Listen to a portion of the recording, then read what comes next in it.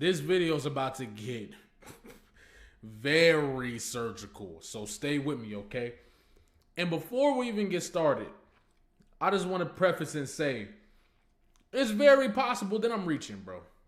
I'm going to just get that out the gate right now. But I feel so confident about this that I'm going to put this out there anyway. Okay? We finna break down lyrics all the way back dating to High Power. Okay? And something that my mind's been turning on since before GNX. As a fan of Tupac Shakur and many of the leaders in our communities that end up being ostracized, crucified, all types of stuff, okay? But I think I know the reason that Kendrick Lamar is looking sad in this part of the video, okay? And I think it correlates to my previous theory that more videos are coming out and that these videos will tell a story, okay? Now, the basis of this is, I believe, all videos that were performed, all songs that were performed on GNX at the Super Bowl are getting a video. That's my number one preface, okay? Number two, I think Luther is a piece of the puzzle out of order, okay? If you understand that, I have a couple videos you can go check out if you want a deeper dive into that, okay? Because of these things, I started to realize something. There's a specific song that, if this theory is true, has to get a video. And that song is Man at the Garden. Okay? I believe that Man at the Garden music video is directly connected to the Luther video. Alright? We gonna go backwards on this and start with Dissecting Reincarnated first. The most important message, in my opinion, in Reincarnated. Okay?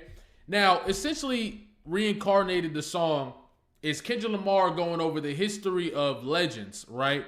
Who all seem to be unable to break the cycle that causes this continuous, disgruntled, just negative history or endings for our great musicians. You see what I'm saying?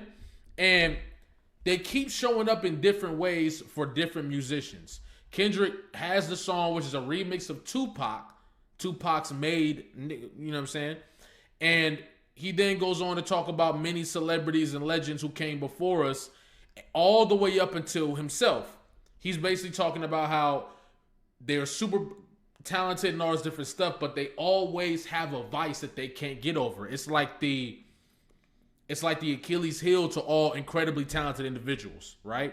For Kendrick Lamar, we know that this thing is lust and pride, okay? Throughout the song, in the third verse, he even acknowledges this by God saying your heart is cold, you know what I'm saying? Your pride doesn't allow you to have forgiveness, all these different things. But the one part that nobody talks about, which is the most insane part of the song, is how in the third verse, he steps over into a different deity or different, not deity, but a different being from the heavens. And at the end, he says, I rewrote the devil's story to take our power back. Okay? Now, what does this mean? In order to rewrite the devil's story, somebody who was the epitome of evil, you would have to have empathy and compassion for the devil, right? Which is like, some people think that's crazy, some people think it's not, but clearly, in order to rewrite the devil's story, you would have to humanize the devil or exactly, pretty much see the devil with flaws, but someone who has the potential to overcome, right? Kendrick rewriting the devil's story rewrites the things that happen, that devices that are created within the incredibly talented people who are out there, right? Because if you rewrite the devil's story, you rewrite the need to put in temptation for people, to all this different stuff. So that's what Kendrick Lamar was doing. But that's not the only story he's attempting to rewrite. If you really pay attention, I think we have a theme of Kendrick Lamar continuously trying to rewrite stories, right? And I think he's even attempting to rewrite his own story. The narratives that he put out there the words that he used that might be powerful enough to give him the exact thing he's asking for. And the reason why I say that, we get into High Power, right? And the whole High Power song is like he starts off with visions of Martin Luther staring at me. Malcolm X put a hex on my future, so someone catch me. You see what I'm saying? The history of Martin Luther King is somebody who went out there trying to make a difference. He was crucified. Malcolm X went out there. He was crucified. Even when you talk about Ab Soul has a verse in I think it was Pineal Gland. The last person tried to break the surface, broke a nail. Last person tried to scratch the surface, broke the nail. Last person tried to cross the line, got crucified. We overseas back to back, never wore Chanel. So this is something they all clearly speak about for them both to be putting in their music, right? But this is young Kendrick Lamar. This is dating all the way back to 2011, where he believes that eventually he will be crucified as well for taking the route that he wants to take. You see what I'm saying? And even going as far back to he's talking about the history of the industry and what it does to artists, right? No conspiracy, my fate is inevitable. You feel me? And I want everybody to view my autopsy so you can see exactly where the government has shot me. Now, based on the history of what happened, he's keeping himself in the cycle of political figures or figures who are standing for something being executed or being crucified. When in reality, it doesn't have to be that way. And that's crazy to say considering the things that we've seen. We have this victim mentality where if you stand for something, you have to die. But who necessarily says that has to be the case, right? And I think when Kendrick Lamar does songs like this, Mortal Man, etc., he's putting these ideas out into the world, which is going to push him further to receive what he's asking for, right? And we see this in people like Tupac Shakur, somebody he's heavily influenced by and is clearly trying to learn from as he takes steps in his career. And you know he's trying to learn from him because he interviewed him on Mortal Man looking for answers. But the thing is, you can't look for the answers in Tupac Shakur. The answers are in Kendrick Lamar, right? Now, you can use Kendrick Lamar Tupac Shakur as a preface to get the answers that you want, but your answers are going to be different. And you know this because in Mr. Morale, what song was it? I can't remember the song, but he does say that Tupac not here no more. You got to find answers for yourself. I think that's Savior maybe. Yeah. And that's the thing. Tupac can't give you the answers because Tupac's reality was totally different than yours. You can get the answers from yourself, but use Tupac as a preface. And I think one of the things he learned about Tupac was Tupac not only, of course, was X'd for assassination because he was the son of a Black Panther and he was extremely influential, putting messages out there that caused people to be in rebellious energy. You feel me? Because of this, Tupac knew what was coming and continued to write about his death. He was almost obsessed with his death, not knowing that he was also aiding in his premature death by putting that energy out there, being so powerful. You feel me? As powerful as Tupac Shakur was, he was very often in victim mentality, which is, how could you not be somebody who was born into a single parent household and your mother was a crackhead? When not that long ago, she led one of the most powerful cases in Black Panther history. To see someone that powerful become so small and unable to do something in front of your own eyes creates the reality that I am a victim and I can't beat this. She couldn't even beat this. Tupac, for most of his life, stayed in that victim mentality and it more than likely aided to his early death. I believe Kendrick Lamar is trying to rewrite this for future generations. And I think it's true because even in Euphoria, he made it clear to say, I ain't thinking about no reaper. I'm reaping what I sow. Interesting. You're not thinking about death. You're not thinking about the reaper coming to get you. You just recognize what you put out there is what you'll essentially get, right? And ultimately, he's recognizing that even in this scenario, the person, I can't aid in my premature death. by writing it in songs, by telling it off and putting this energy into the air. Actually, I'm not thinking about the Reaper. I'm being present. And you don't think it's weird that all of a sudden he's talking about being present all the time? He's talking about staying in the moment. He's doing albums narrated by Eckhart Tolle, somebody that we are gonna break down, but he's allowing him to narrate his album. So he's telling you, he's shedding these beliefs, he's shedding these old narratives and stepping into a new reality of a political figure or somebody who is doing something for community that doesn't experience these things. That in reality is going to overcome and is going to create change and etc. Now, that's the beautiful thing, that he's aware of that. But then it got me thinking. That gives me a whole different perspective on Man at the Garden. Now, Man at the Garden, initially, I'm thinking it's an affirmation magic. You feel me? Affirmation song. He's speaking his new reality into existence, right? But then I think a little deeper. Man at the Garden. Okay? I seen a theory that stated that it could be him talking about being at a cemetery, which makes a lot of sense when you look at the Super Bowl performance. All his homies are in white, representing the fact that they're no longer here. You feel me? But then I thought a little deeper. If we're rewriting the story, this is a man who was very devoted into the Bible, right? He did a statement at I think it was Compton University, where he's talking about how he goes around, he talks to God every day, and he allows his presence to take him where he needs to go. But what if this is another rewritten story in the Bible? Man at the Garden. Who else is at a very significant garden in the Bible? Who is about to transition into something that could lead to his crucifixion?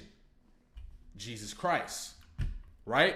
And that's not to say that Kendrick Lamar, Jesus Christ, please don't try to spread that narrative. Oh my, come on, y'all. We talking about art here, and we just breaking down the art, okay? And his perspective. Let's think about the garden. I don't even know how to say that. Gethsemane or whatever, right? But I know what it's talking about and why it's so crucial to Jesus' life, right? Filled with anguish and deep dread over what he would soon experience, Jesus withdraws with his inner circle, the 3 disciples closest to him, and takes refuge in a special place. There alone on his knees in the dark night beneath the shelter of olive trees in a place called the Garden of Gethsemane, he cries out to his Father God. While the exact location is difficult to pinpoint, I'm trying to get right to what he's talking about with God. The Garden of Gethsemane was a place of great importance to Jesus, referred to in all 4 Gospels as a place where Christ retreated into deep prayer in a time of agony before his arrest and crucifixion, and near where he ascended to heaven in the book of Acts. Okay? According to an exhaustive concordance of the Bible, Gethsemane is translated from the Greek to mean an oil press. It is a place thought to be situated at the base of the Mount of Olives beyond the Kidron Valley, right? So, in this, he begins to pray to God, I believe, right? And he says, he acknowledged the gospel note that Jesus told his disciples to sit here while I pray in Mark 14:32.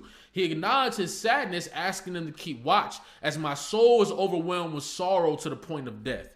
He walked a bit farther from them, sank to his knees, and cried out to his Father God, Abba, Father. He said, everything is possible for you. Take this cup from me, yet not what I will, but what you will. This was no casual prayer. Jesus was distraught. Matthew's gospel tells us he fell with his face to the ground. He prayed throughout the night, periodically returning to his disciples to find them sleeping. The gospels recount that Jesus was chastising them for their weakness and inability to keep watch during this time of deep need. A time when he prayed so earnestly, the gospel of Luke, and he said his sweat was like drops of blood falling to the ground. When he returned to wake his friends the 3rd time, however, Jesus appeared resolute, ready to face the path his Father had led before him. You see what I'm saying? And ultimately, the hour has come. Look, the Son of Man is delivered into the hands of sinners. Rise, let us go. Here comes my betrayer. Now, essentially, what Jesus is doing here is talking to God, basically I know what's coming, but damn, this is all the weight that I have to endure. I have to endure this. I have to endure eventually being betrayed. I have to endure the fact that out of one of these 12 disciples, they're going to betray me and basically send me to my death. You see what I'm saying? And he's hurt because his humanity doesn't want to experience this. And that's the beauty of how Jesus' humanity comes to fore, even though he is a descendant of, or he is basically like a representation of God, right? And in order for him to accept this reality, he had to talk to God about it, sit in the garden, and pray about it, right? But then once he finished praying about it, he said, I'm going through it anyway, because this is what God's needs. I believe that Kendrick Lamar attempted to rewrite this story by, instead of making it a story of, damn God, like, you know, how I have you forsaken me? It's more positive affirmation. So he might be looking at it from, I'm at the same garden, right? But instead, I deserve everything that's coming. I deserve all of the great things that are coming that you are to bless me with. I deserve, even with all of the things that are going to be coming that are negative, right? I deserve all of the things that are coming that are positive. I am worthy of everything that I'm about to receive. You feel me? Rewriting the prayer at the garden. So instead of doing it from the perspective of, why have you forsaken me? Why have you done this? It's more positive affirmation, positive rewriting the story of the weight that the one who needs to be the person at the forefront, instead of the suffering, you see the beauty, you see the blessings, you see the possibilities. And that's what I believe Kendrick was doing with Man at the Garden. Now that could be crazy, but you can't tell me it don't make sense, especially when you go look at 616 in LA, right? And he says, I know, and it's almost like a prayer to God again, right? It's almost like a prayer to God again, where he says, I know, it's 5:55 by the way, I know this type of power is going to cost, but I live in the circadian rhythms of a shooting star. Mannerisms of Raphael, I can heal and give you art, but the industry's cooked as I pick this carcass apart.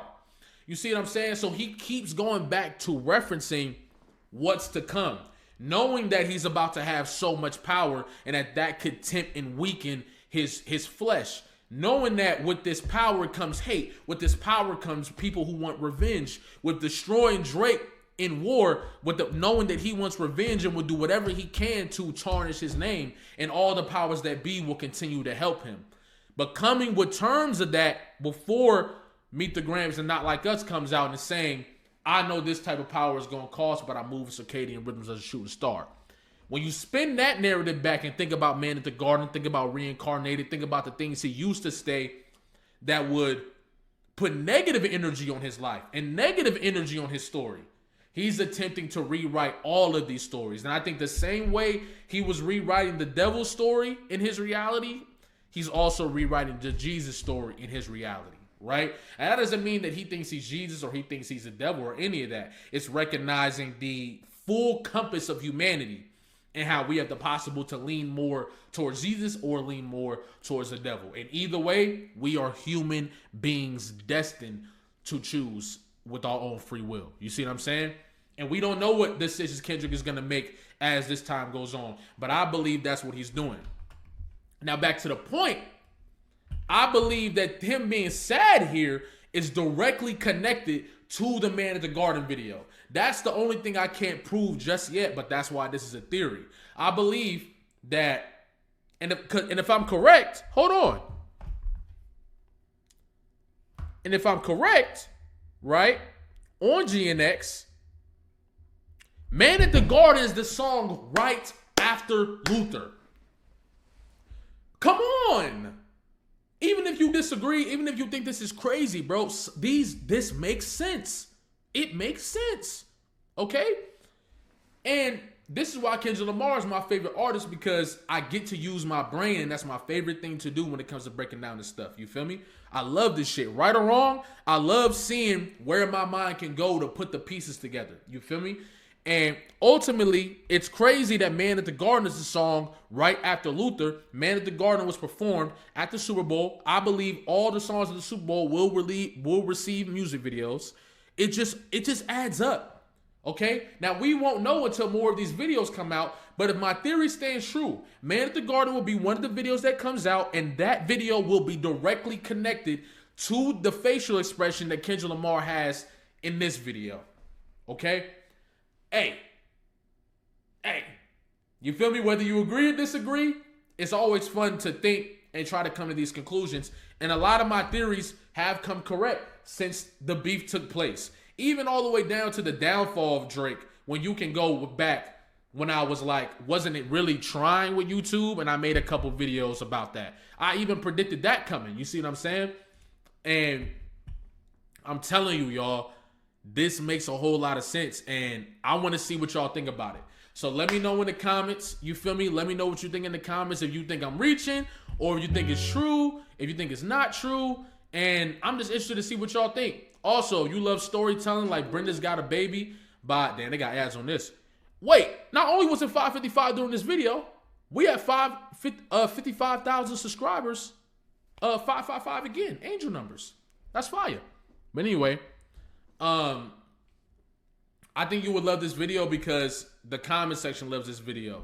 It only takes 3 minutes of your time. If you want your shirt, come grab your shirt. I'm shipping out shirts tomorrow, some more shirts tomorrow, and getting back into the flow of getting the podcast going. There's a whole bunch of technical difficulties that's been going on, but we gonna figure it out, and we shooting another one tomorrow. And these shirts are getting shipped tomorrow too. So tap in, get your shirts. $45 for a shirt. Appreciate y'all. Love y'all. Stay tuned.